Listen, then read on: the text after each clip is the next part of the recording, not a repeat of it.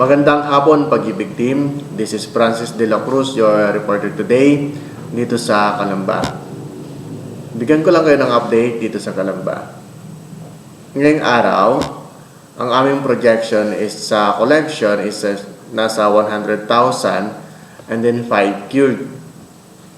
And then nagkaroon din kami ng short meeting ngayong hapon regarding sa performance ng Calamba about sa mga endorsement na ilan pa lang po yung with payment.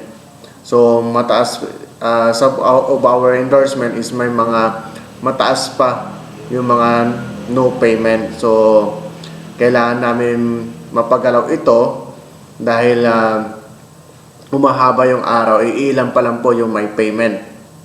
So, yun yung aming naging napag-usapan at kung ano yung magiging strategy namin dito kung paano po ito mapapagalaw. And then, bago matapos yung araw na to, our collection for the day is 217,533.24 and then nahit po namin yung aming projection sa cured na 5 cured.